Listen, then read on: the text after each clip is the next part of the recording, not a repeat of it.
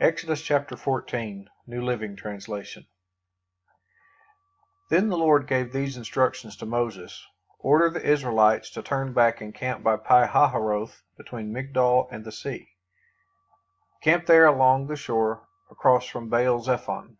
Then Pharaoh will think, the Israelites are confused. They are trapped in the wilderness. And once again I will harden Pharaoh's heart and he will chase after you. I have planned this in order to display my glory through Pharaoh and his whole army. After this, the Egyptians will know that I am the Lord. So the Israelites camped there as they were told. When word reached the king of Egypt that the Israelites had fled, Pharaoh and his officials changed their minds. What have we done, letting all those Israelite slaves get away? They asked. So Pharaoh harnessed his chariot and called up his troops. He took with him 600 of Egypt's best chariots, along with the rest of the chariots of Egypt, each with its commander.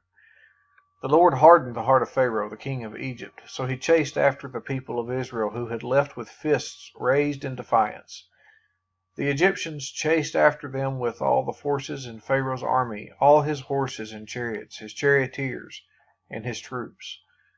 The Egyptians caught up with the people of Israel as they were camped beside the shore near Pi-hahiroth, across from Baal-zephon. As Pharaoh approached, the people of Israel looked up and panicked when they saw the Egyptians overtaking them. They cried out to the Lord, and they said to Moses, "Why did you bring us out here to die in the wilderness? Weren't there enough graves for us in Egypt? What have you done to us? Why did you make us leave Egypt?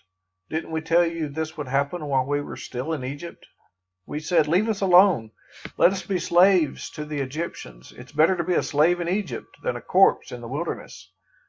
But Moses told the people, 'Don't be afraid. Just stand still and watch the Lord rescue you today. The Egyptians you see today will never be seen again. The Lord himself will fight for you. Just stay calm.' Then the Lord said to Moses, 'Why are you crying out to me? Tell the people to get moving. Pick up your staff and raise your hand over the sea.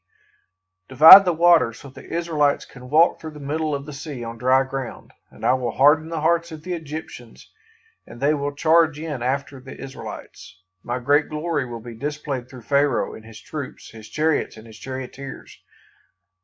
When my glory is displayed through them, all Egypt will see my glory and know that I am the Lord.' Then the angel of God, who had been leading the people of Israel, moved to the rear of the camp. The pillar of cloud also moved from the front and stood behind them.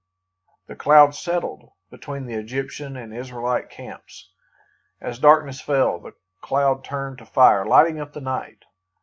But the Egyptians and Israelites did not approach each other all night.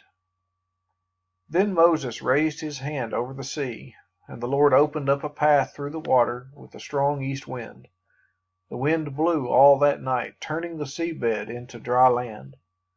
So the people of Israel walked through the middle of the sea on dry ground, with walls of water on each side.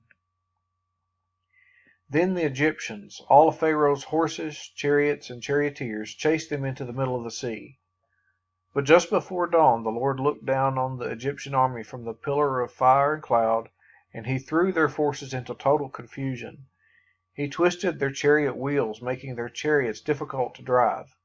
"Let's get out of here, away from these Israelites," the Egyptians shouted. "The Lord is fighting for them against Egypt." When all the Israelites had reached the other side, the Lord said to Moses, "Raise your hand over the sea again. Then the waters will rush back and cover the Egyptians and their chariots and charioteers." So as the sun began to rise, Moses raised his hand over the sea, and the water rushed back into its usual place. The Egyptians tried to escape, but the Lord swept them into the sea. Then the waters returned and covered all the chariots and charioteers, the entire army of Pharaoh. Of all the Egyptians who had chased the Israelites into the sea, not a single one survived. But the people of Israel had walked through the middle of the sea on dry ground, as the waters stood up like a wall on both sides. That is how the Lord rescued Israel from the hand of the Egyptians that day. And the Israelites saw the bodies of the Egyptians washed up on the seashore. When the people of Israel saw the mighty power that the Lord had unleashed against the Egyptians, they were filled with awe before him. They put their faith in the Lord and in his servant Moses.